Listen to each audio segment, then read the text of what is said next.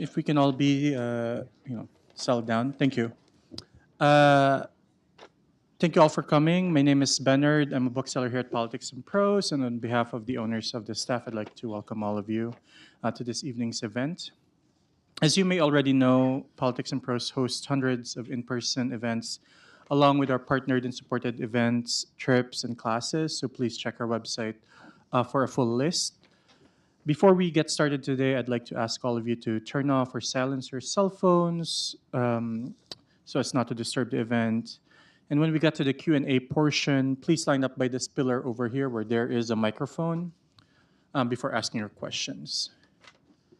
It is my honor to introduce all of you to Deborah Archer tonight.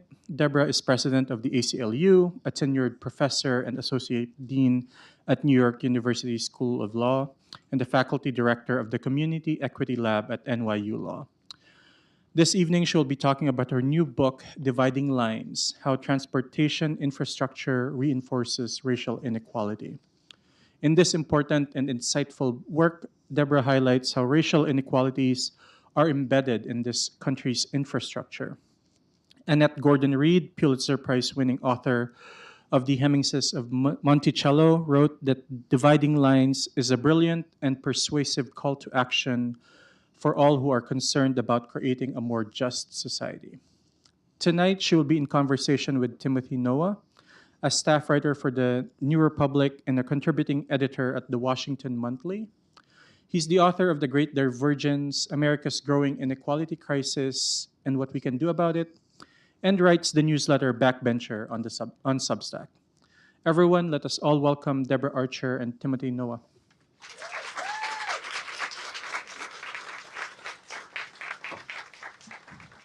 The first test is going to have someone who's 50 plus years old get up on this stool. It's a variant. All right. Just checking, yes, this is working. Well, I want to say, first of all, just thank you for writing this book, because it is really eye-opening. When I was asked to talk to you for this book talk, I looked at the book and I thought, I have no idea what this book is about. And that's the best, kind of approach to a book. It was something it was a book I learned quite a lot from. And you talk about problems that I think most of us, even those of us who are very interested in the general area of discrimination, don't know a lot about or haven't thought a lot about. Thank you for bringing that to our attention. The one thing I was really struck reading the book that I'll want to get back to in a little bit is that it complicates some of the more simplistic pro-construction arguments that we've seen in the book Abundance and Stuck, and the third Abundance book whose title I am now forgetting. And I really appreciate your getting into the weeds and explaining how the question of building things or setting up various kinds of social arrangements involving transportation can often benefit from more attention to the issues you raise. Let me start by asking you about one of the more provocative sentences in your book. Early on, you say, transportation infrastructure is white supremacy by other means. Yeah. Well, I wrote that. I did. But anyway, first, thank you all for coming. I really appreciate you coming out to hear about transportation infrastructure, because I'm sure for many of you, you thought the same when you saw the title, that this is not for me or not something I know about. So I appreciate your willingness to come out and learn.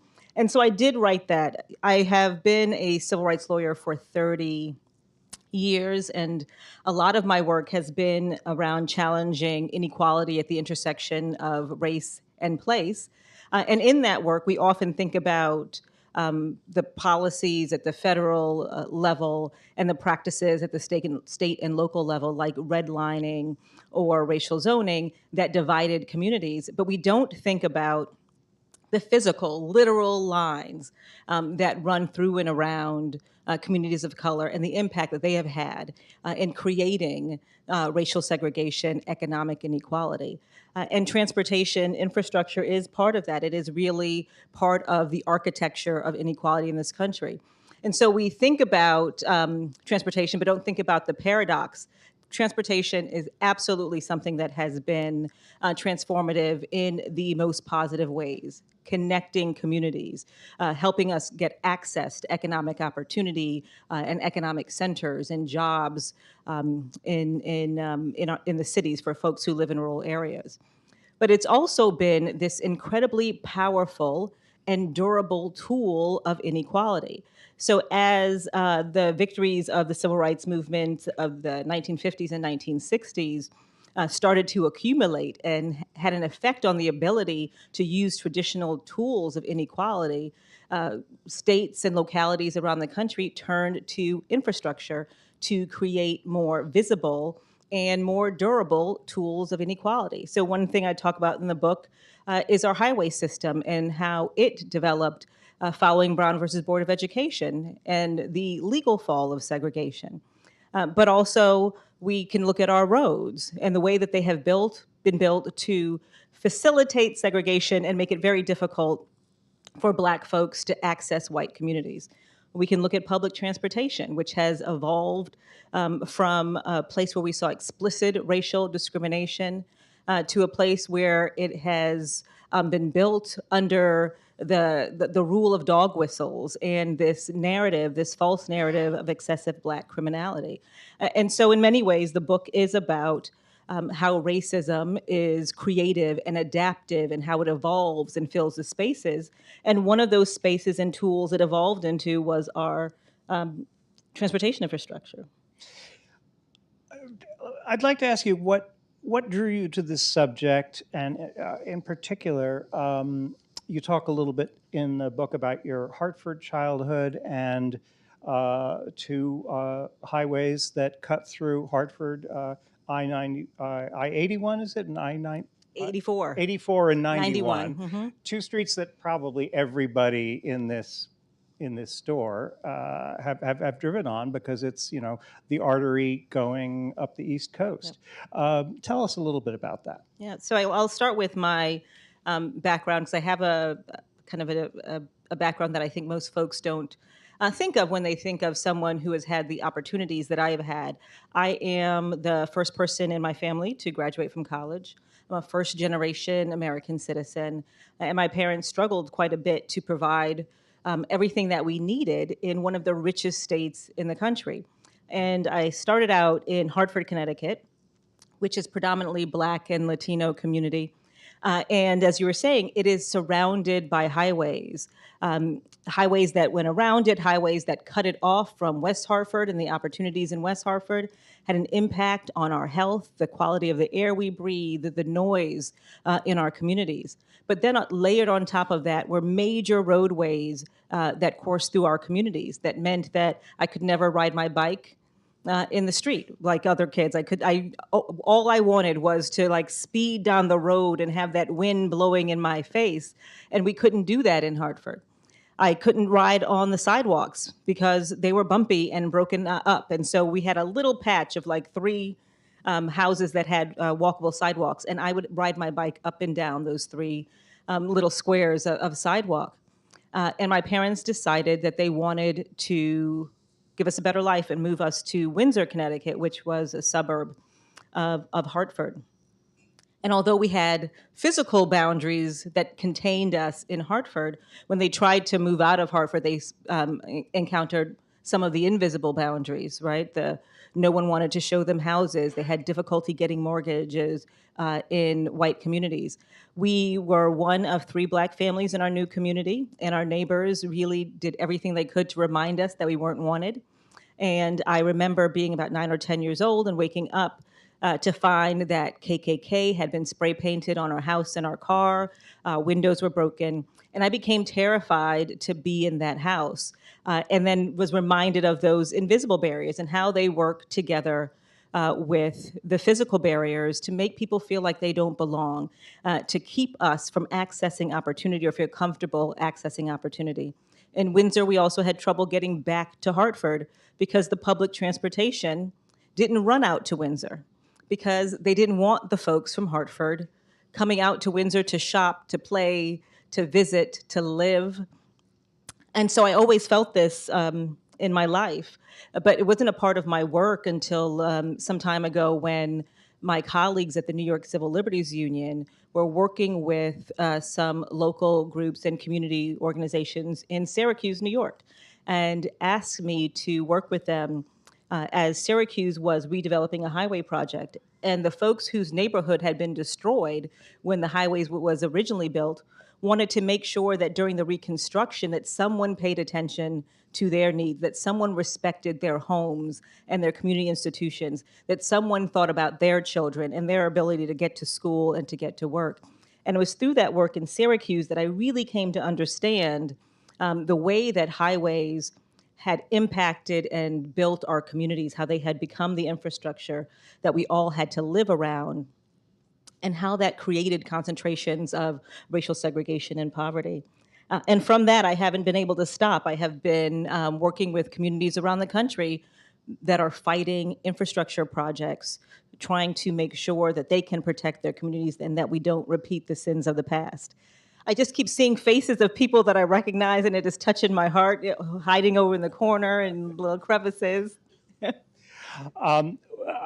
Let me take this sort of piece by piece. One of the things I really admire about your book is you just see, here's this part, and here's this part, and here's this part. And, with great historical and legal detail, you talk about each of these discrete problems, which are all connected to the major problem you're talking about. So let's start with the Interstate Highway Act. As you kind of mentioned, it was partly, I felt like I was reading an alternative history of the Interstate Highway Act, which we usually hear only great things. Yeah. But you say it was partly in response to the Brown versus Board of Ed, which was in 54. The Highway Act was in 56. And partly in response to the civil rights movement, including the Montgomery bus boycott, which was in 55 and 56. With those two things in mind, Brown versus Board of Ed and the bus boycott, these decisions were made, mostly, I guess, at the local level rather than at the federal level. But the result was that 500,000 people were displaced by the building of these highways. Can you talk more about that? So I think what happened here is that there's this tool, this law that seems innocuous on its face or seems powerful and wonderful on its face, certainly not a racialized law on its face, but then it's co-opted for use to deepen racial segregation. And here in 1954, Brown versus Board of Education said separate can never be equal in public education. And of course, that helped to signal the fall of segregation writ large, and other kind of pillars of segregation began to fall. Folks in the South and around the country declared their commitment to segregation, because those who love yesterday are always going to fight against tomorrow. They're going to find every tool that they can to do that. And so folks were committed to fighting against integration.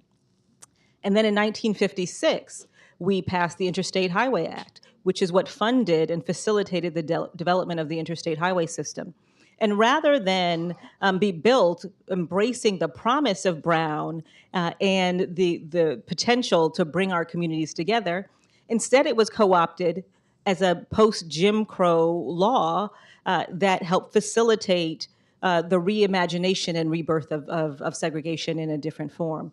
And so one example that I talk about in the book is in Birmingham, Alabama. And Birmingham at one point became known as Bombingham because as segregation fell, the kind of legal requirements of segregation, Black folks started to try to move out of the confines of their segregated communities. And one way that they kept folks segregated in Birmingham was through racial zoning laws.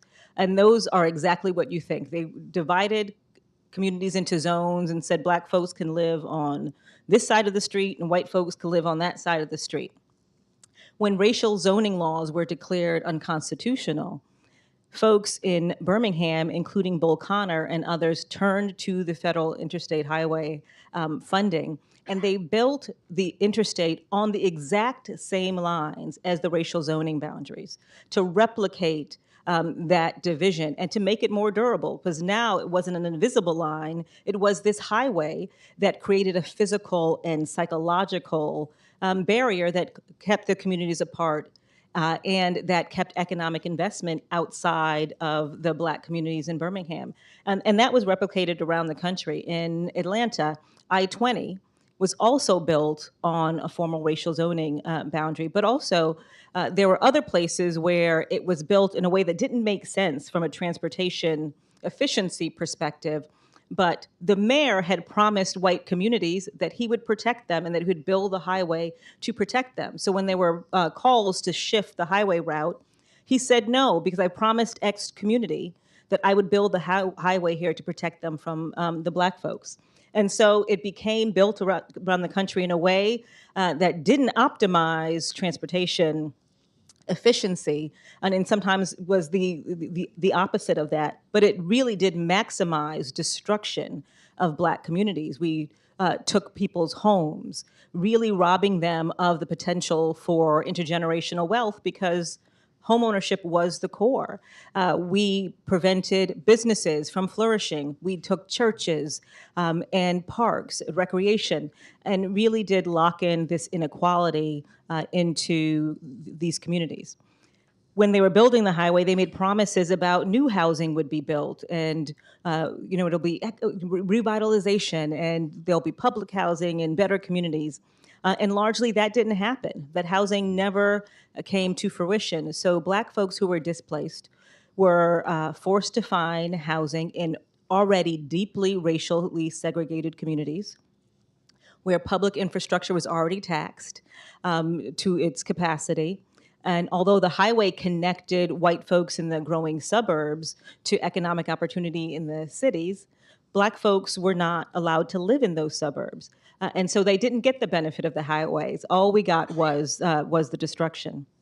And just a quick side note, you talk also about eminent domain and how the people, when their houses were destroyed, they did not get anything like the value of their houses from the government. And that's something that maybe the folks in DC want to be proud of, that the case that really started eminent domain, Berman versus Parker, also from 1954, was a case out of Washington, DC, and established that you can take private property for public purpose if you give just compensation. But of course, the compensation was never just.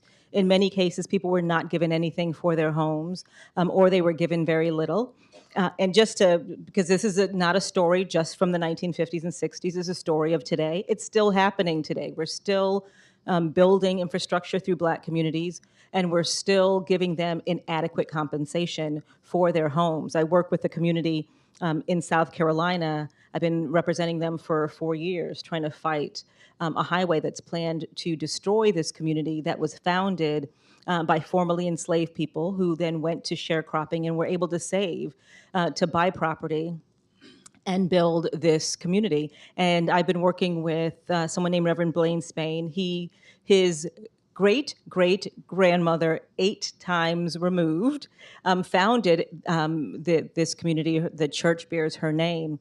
And they're trying to push them out. They're going to take their homes, and they're offering them $5,000 for their homes. You can't buy anything for $5,000. So they're going to turn this community of Black homeowners into a community of Black renters who can't even afford to rent in the community that has been theirs and been in their families for generations. And part of that is facilitated by eminent domain. And this kind of focus on revitalization at the expense of Black and brown communities. The question comes up, and I really admired how you answered it. You faced it directly. The question comes up, well, wait a minute. I want to build a highway, and I don't want to pay a lot for land.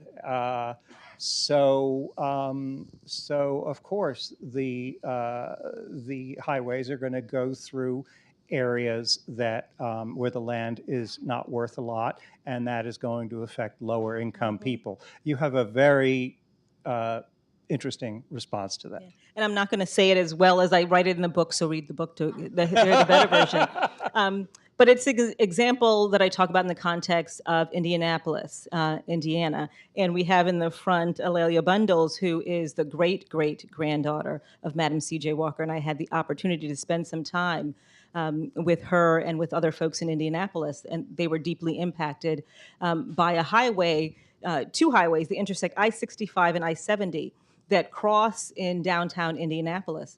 And that was a community that was subject to redlining.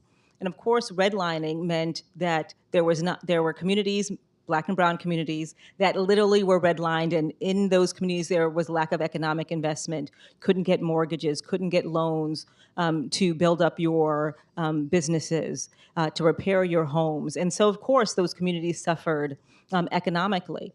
In Indianapolis, if you overlay, as a historian did there, the redlining map with the intersection of I-65 and I-70, it goes directly through the red line communities.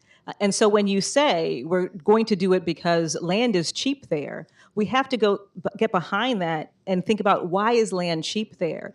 And land was cheaper in Black neighborhoods because we designated the least desirable, flood-prone, environmentally dangerous neighborhoods for Black communities. And then we used the lines that divided those communities as a reason to not invest in them economically, not to build up sewer and water systems, not to pick up trash, not to build parks. And so when we say we're just building the highways through the cheapest land, we can't take that at face value. We have to go behind and think about how that land became the most inexpensive land and the cheapest to purchase. And then, of course, even absent that, any house that is owned by Black and brown people is valued less. And they put less value on their lives and their homes and their properties and their families, their community institutions. And so all of those things also came together in creating some of the racialized aspects of the highway system. I want to try and sort of pick up the pace a little bit now, because I want to hit every transportation. Okay. I'm going to try to be concise. Means that you talk about. We're going to move now from highways to surface roads, which you also discuss at great length. Tell us about the city planning, dead ends, one-ways, and particularly had some great stories, I mean, depressing stories, but about Atlanta, the city too busy to hate. Willis Mill Road, Peyton Road, and West Drive were all examples of discriminatory city planning. Is anyone from Atlanta here? Yeah, y'all are special people. Atlanta, as I said, used the highways as well, but Atlanta wants to take a belt and suspenders approach. They wanted to make sure that they really locked in that segregation. So in new and creative ways, they also layered in more city planning. So they used one-way streets. So there are lots of one-way streets in Atlanta that keep leading you away from the white communities, making it very difficult to get from a Black community to a white community, but then it also makes it difficult to get around Atlanta. Atlanta would stop paving roads, as they would be paved in the white community, and then as it reached a Black community, it would be a dirt road. Atlanta used cul-de-sacs, and so they would turn a through street into a cul-de-sac to make sure that you could not get from a Black community to a white community, because it wasn't enough that you live separately. Wanted to make sure that you could not come to the white communities for anything at all. Atlanta had a special tool that they use, and they would want to spare white folks the indignities of living on the same street as Black people. So as a street passed from a white community to a Black community, they would change the name. And so it would be one name until it passed Ponce de Leon Boulevard, and then on the other side it would be a different name. I tell a story about something called the Atlanta-Berlin Wall, and that was when a Black surgeon decided to move into a white community in Atlanta. The residents of the white community were so outraged that they demanded that a wall be built. And so the mayor issued an order to build a wall in the middle of the street that blocked the white community from the black community. And that wall stood for about 80 days until black folks were able to go to court and there was a court order that it be taken down. And those kinds of things were repeated over and over again. When I was in law school, we learned about Memphis versus Green, where they did the same thing, built a wall between a black and white community to block black folks from traveling through the white community. That case went all the way up to the Supreme Court. And the majority of justices said, it's just an inconvenience. The black residents will have to just drive an extra 5 minutes to go around the white community. And this happened not because they're black, but because of where they live, ignoring the fact that where you live and your race are deeply tied together. Thank God for Thurgood Marshall, who wrote a dissent in that case and said and talked about the way that it was a stamp of inferiority. It was the government saying that you were worth less, that you were less valued, so much so that we needed to block you from coming into certain communities. And then finally in the book, I talk about some examples around the country in Texas and Alabama, more recent examples where the government allowed private citizens to block off roads and make it impossible for black folks to access their homes. One example where right in front of his house, a homeowner put up a gate in the middle of the street to block access to the other houses that were at the end of the street. And he gave a key to every white resident who lived on the other side of the fence, but not a key to the black residents who lived on the other side of the fence. And they had to sue in order to get that fence taken down. So this is a story, again, that is shocking, but happened all around the country. And some of these cases are quite recent, right? Yes, absolutely. This is not just a story about the 50s or 60s. The book talks about things in the 70s and the 80s and the 90s as well. Why do black communities sometimes lobby against naming streets after Martin Luther King? A lot of the black people in the audience are laughing and shaking because they know, right? The naming of the streets after civil rights heroes is an achievement, right? Activists fought for a long time to get the work of those important people recognized. But it's turned into a tool for disinvestment, right? Because there's an assumption that Martin Luther King Boulevard is in a black neighborhood and I'm not going to sell to folks there. I'm not going to invest there. And so it's a marker of the race of the community and used as a reason to not invest, to not engage, to not shop, to not live there. And so I tell some recent stories about folks in New York who resisted in the black community having additional streets named after civil rights heroes because they didn't want the rest of the community to disengage, to not invest, to not shop in their communities, to be afraid to come to their community. It's unbelievable. I mean, the idea that you wouldn't want a Martin Luther King Boulevard to run right through downtown proudly, like FDR Drive does in Manhattan. Right. And I point to some studies, and I don't know why, the study didn't know why, but the only place where that's an exception is in California. In California, Martin Luther King Boulevards are vibrant, economically robust streets, but other places around the country, they're not. Okay, buses. We're moving on to buses now. Bus routes and bus stops. And I want to read to you a quote that really jumped out at me from Newt Gingrich, again in Atlanta. Speaker of the House Newt Gingrich, 1994. And here's what he had to say back home in Atlanta.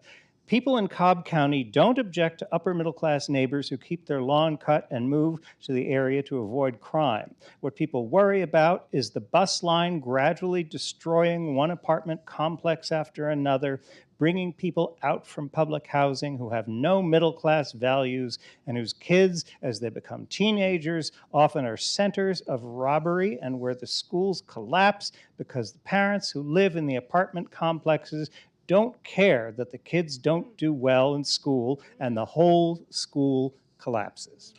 What I said, right, the dog whistles, the coded language, the narrative of excessive black criminality, that has now become the guide to shape our public transportation system. And so there's lots of discrimination around public transportation. And I know you want me to move more quickly, so I'm not going to get into all of it. But of all the means of public transportation, buses are the least favored because they are the mode of public transportation most often used by Black and brown folks. And there's this sense that they're going to take the public transportation and come to white communities and rob white communities. And so they want to make sure the buses don't come. So there's a story about Newt Gingrich. I tell another story about Maryland. I see some Maryland folks there, and there was attempts to bring public transportation out from Maryland into the suburbs. And at a community meeting, someone said, we don't want those folks from Baltimore jumping on the trains, coming out here, stealing our TVs, and then getting back on the train, as if they're going to be with the trains under their arms. I tell a very recent story about a young woman in Buffalo, New York, who worked at an upscale mall. And the mall prohibited city buses from coming into the parking lot. They allowed commuter buses, they allowed tour buses, but they would not allow the city bus. And so she had to get off at the closest bus stop, and walk across a 6-lane road to get to her job at the mall. And one day when trying to cross that road, she was struck by a truck and killed. And that's a tragic example, extremely tragic example of something that's repeated in communities around the country. I talk about Beaver Creek, Ohio, a very recent example. Again, Beaver Creek is a suburb of Dayton, and there were people who lived in Dayton who worked at an upscale mall in Beaver Creek. But the closest bus stop was almost 2 miles away, and Beaver Creek resisted having any bus stop any closer than that. And so the folks who wanted to get to the mall had to get off at that bus stop and then walk the 2 miles. And a part of that was over a highway that didn't have a sidewalk, didn't have any traffic calming measures because it wasn't meant for pedestrians. And so folks had to risk their lives to walk in the cold and the rain and the wind and the snow to get to work or to get to shop. The local transportation authority tried to push Beaver Creek to add bus stops. And they said, no, we don't want our mall turning into that mall, into the Dayton Mall, which was the mall where Black and brown folks shop, so we're not going to have no bus stop. The Federal Department of Transportation got involved after advocates pushed and organized and forced them to come and get involved. And Dayton and Beaver Creek said, okay, fine. We will add a bus stop if, one, there is a live feed 24 hours a day that goes directly to the police department. 2, if all of the bus shelters are fully heated and fully air conditioned. And at that point, the only air conditioned bus shelter in the world was in Dubai. And then third, they said you had to build this concrete pad that was equivalent depth that you would build for an airplane to land.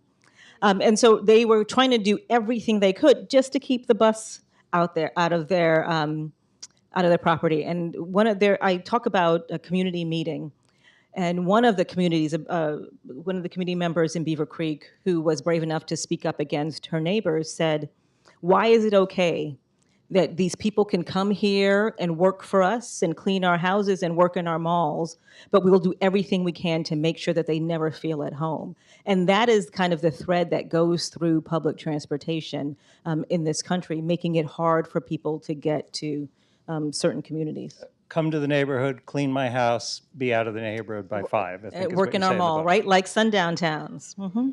I'm going to skip subways because not a lot of people have subways, but I just want to, do want to give a shout out to Maryland and the killing of the Red Line by Larry Hogan, which again was very recent. Sidewalks. Sidewalks. There are, race is an issue with sidewalks. There's a whole chapter on sidewalks, yes. Tell us about that. Yeah, so there's a historic angle to it that I talk about in the book.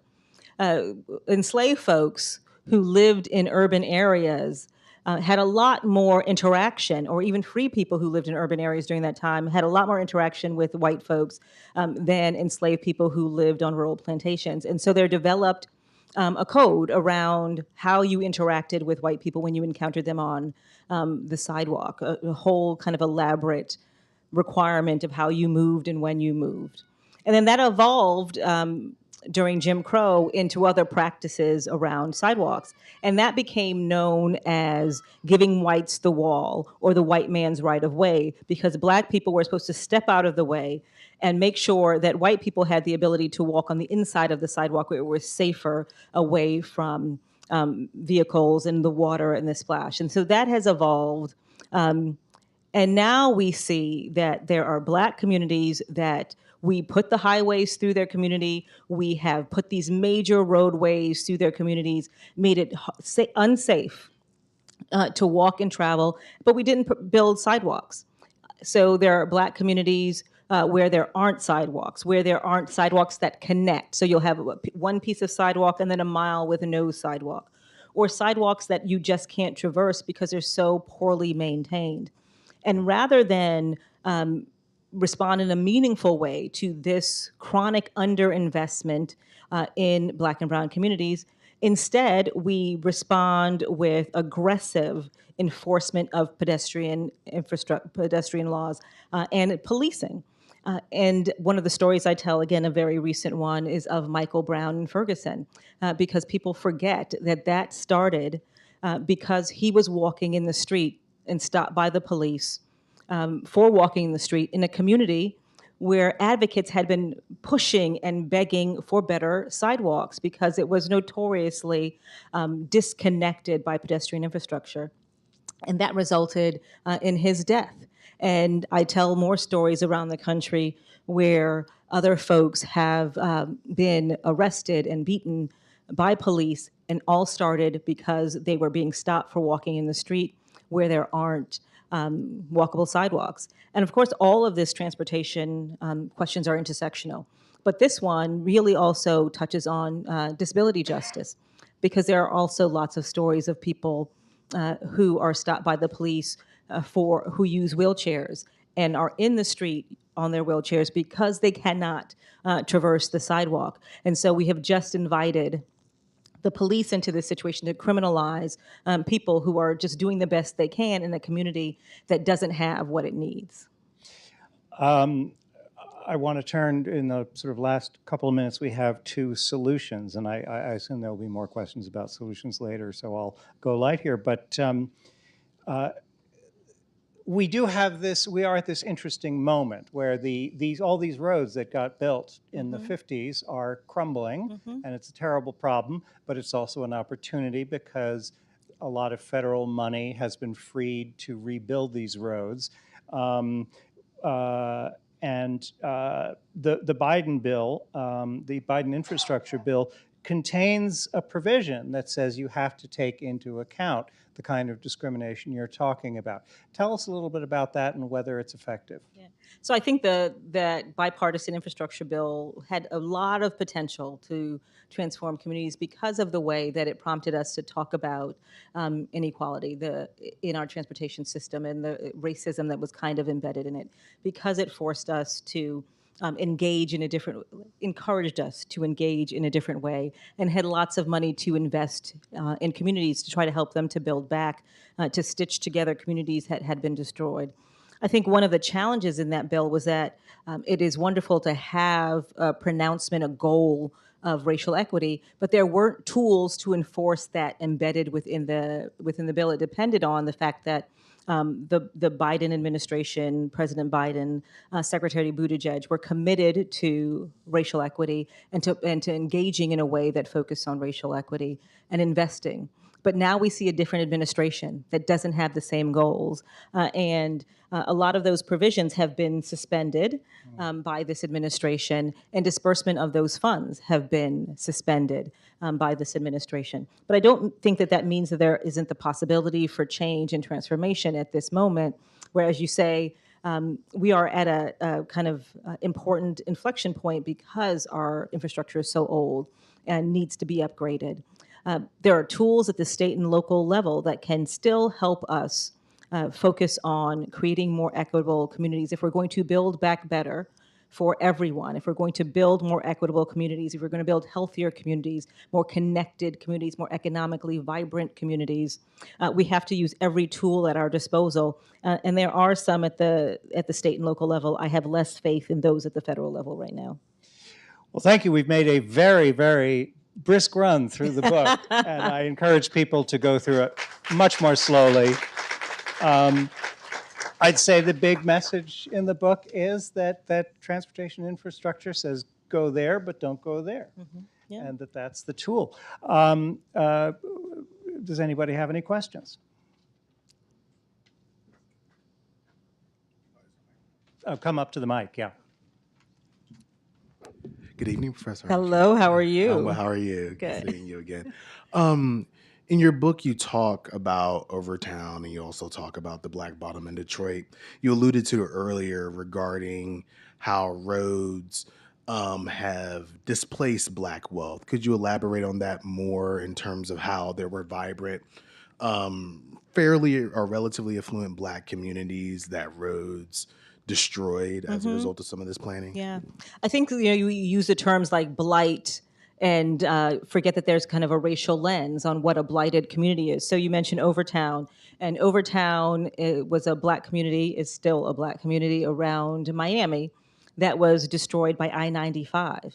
And Overtown was kind of considered to be the Harlem of the South, and everyone wants to be the Harlem of someplace. Overtown said you could just be in Harlem, but Overtown called itself the Harlem of the South, and it was a really vibrant community, a music community, lots of Black-owned businesses, and it was in a really valuable place.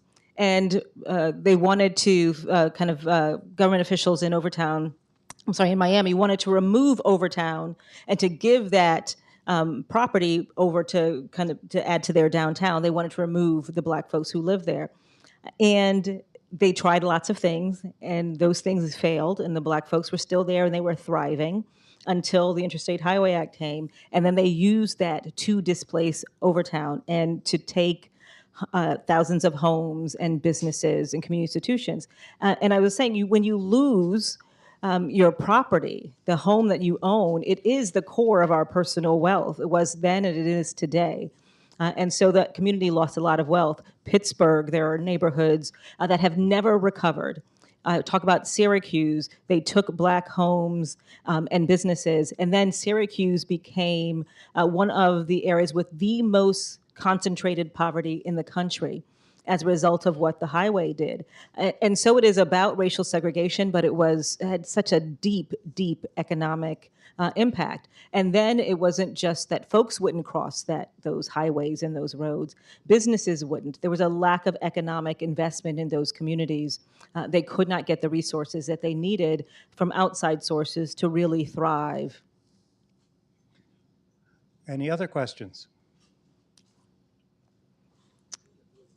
You should go to the mic. Yeah. Come on. Hello. Hello. Thank you for writing this book and for this talk. I heard this morning from a neighbor. I said I was coming to this talk, and she said that in our neighborhood there is the cancellation of major bus routes in our neighborhood that's very imminent.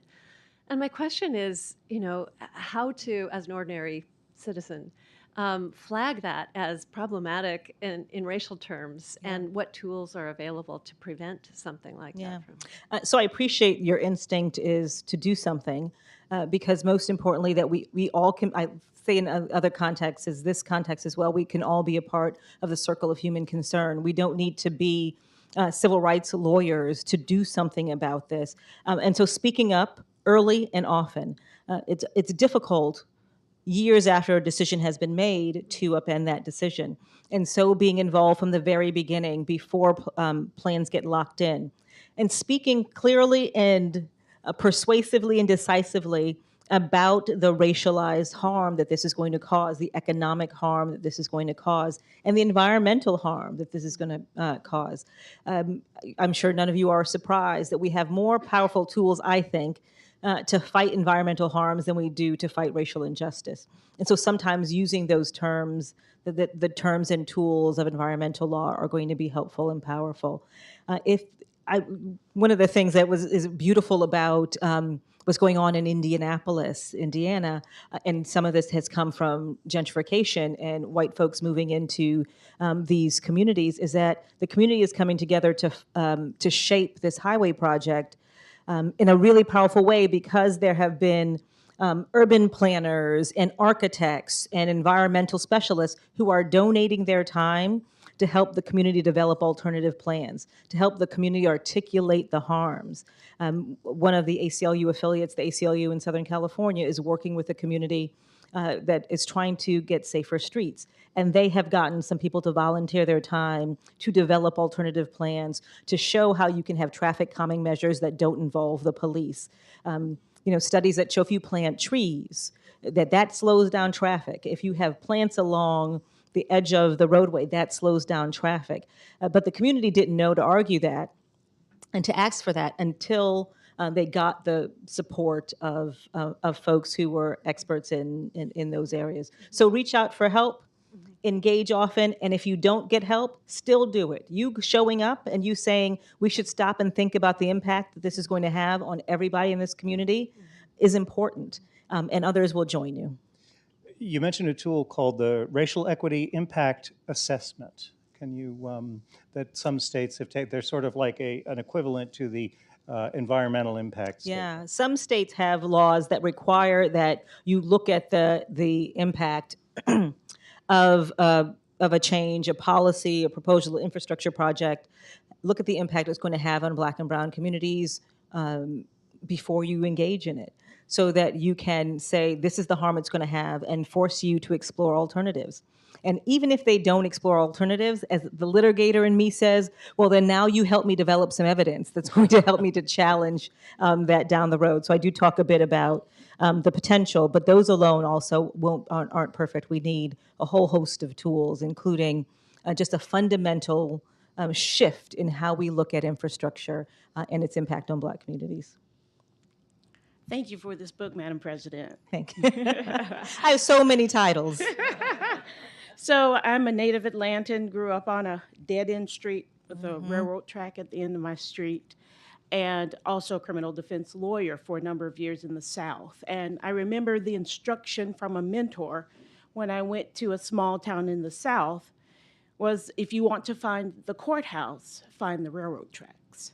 And so I know we've not discussed subways or trains, but in that respect, for example, in Georgia, pre-construction, I think we had about 7 or 8 counties.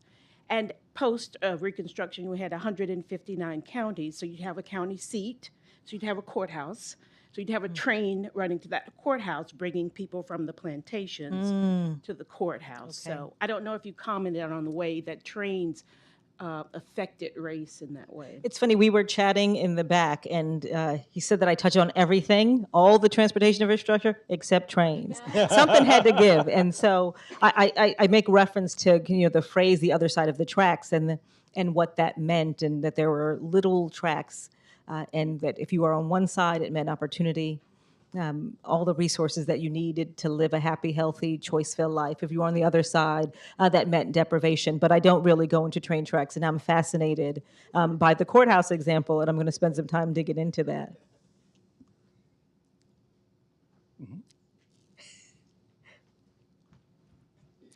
This is why I didn't want to stand up. So I think, thank you so much for this talk and this book. And one of the things that I am wondering, because I also have no faith in this current everything, is that communities are being forced to create creative solutions. Yeah. And so I completely understand the, demanding from like a local planning perspective, but what are sort of the, I don't know, like the guerrilla solutions maybe that are happening?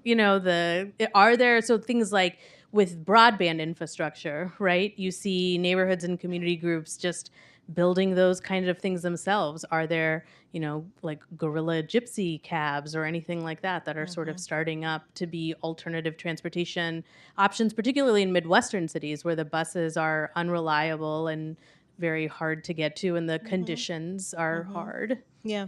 Well, I like the question. Thank you. I think part of the book is a resistance story, and at least I hope that comes through. That we have done so much to Black and brown communities, and yet still the folks who live there have found a way and continue to find a way, and they're doing that now. Certainly, there's always been a creative entrepreneur who was going to provide help. I live in New York City. I was about to say I'm from New York City. I've lived there for 30 years, but my husband, who was born in Brooklyn, tells me I am not from New York City. So I almost slipped. I live in New York City. And you think about Brooklyn, where there has been dollar cabs, dollar vans for forever, right? They're running routes where the buses didn't serve. Folks can pay $1 and jump on the van. They're still there, right? Because Uber is great for many people, but not if you don't have a credit card to use. And so we're still filling those spaces. But your question made me think about the ways that Black and brown communities are also reclaiming some of this infrastructure for their own purposes. In New Orleans, there's beautiful art on the highway overpasses that they have used it as a way to beautify their community. Now folks want to come to see the incredibly beautiful murals and spend money in their community.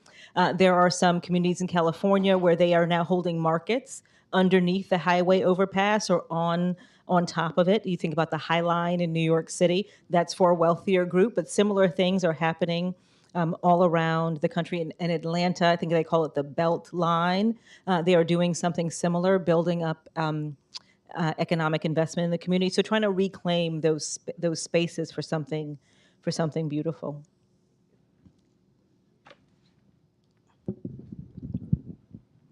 I'm 81 and still learning. And this conversation tonight has made me look at my own Arlington County with a whole lot more insight than I ever had. Good. But I just wonder, what can you tell us about that horrendous erasure of a beautiful street sign that went up from the White House that said Black Lives Matter? Mm-hmm. Yeah, I think it's one of the ways that we are kind of using infrastructure to advance equality, just even if it is about sharing a message. But the erasure, the removal of that mural is about part of a larger narrative around erasure. We are removing some of the stories and the symbols that gave people strength and encouragement. We are, people don't think about this in this way, but not celebrating Black history or making it challenging to celebrate Black history. It's important that people understand all the struggles that we went through to get to where we are, can take inspiration from those stories and take it as models of how we can fight moving forward. My dear friend, Dean Roger Fairfax, the dean of the Howard University Law School, is over there in the corner. And today he and I were talking about what does the next Reconstruction look like? What does the resistance to this look like? And we need to look to the resistance of the past to get some models. They're making it harder for us to access those stories. So I think it's difficult for people to exist in communities that don't acknowledge their accomplishments, that don't celebrate them in any way. And that Black Lives Matter mural was just a small way where we were saying exactly that, your lives matter. It wasn't small, it was visible from outer space. Yeah, well, I mean, I would rather that they actually changed some laws and made, made it easier or gave people housing. But so that in that way, it was a small way that we were acknowledging the value of Black folks and our contributions. And we have erased that. And I think it's tragic. But thank you. All right. Thank you all for the great questions. Thank you for coming. I appreciate the support so very, very much. I know that these are challenging times. Every day brings something new that is impacting us, is tearing at our heart, and our minds are pulled in a lot of directions. So the fact that you all took some time to be here with me is deeply, deeply appreciated. Thank you.